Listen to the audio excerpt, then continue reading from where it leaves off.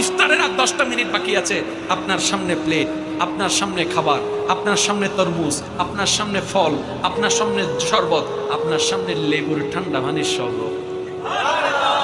Glass থেকে যখন ঠান্ডা পানি গ্লাসে ঢালেন তখন দেখবেন কিছু কুয়াশার মতো পড়ে, যেটা তৃষ্ণা আরো বাড়াই দেয়, লোভ আরো বাড়াই দেয়। এবার ঘড়িতে সময় আছে, মনে করেন আর 4 মিনিট, আপনার সামনে ছোলা আছে, মুড়ি আছে, সিঙ্গারা আছে, সমোসা আছে, যাই যেটা খাই আর কি, ফল আছে, ফলাদি আছে, শরবত, তার ভিতর আছে লেবুর শরবত, আমের শরবত, ট্যাঙের শরবত, সব সামনে আছে, সময় আছে 4 মিনিট।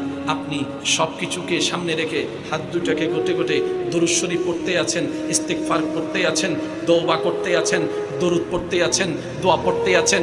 রব জিজ্ঞেস করে, ও আমার ফেরেশতা, আমার বান্দার সামনে খাবার আছে, সে খাচ্ছে না কেন?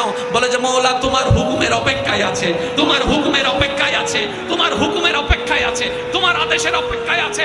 রব বলে যে তার পেটে খিদা, সামনে খাবার, খাচ্ছে না কেন?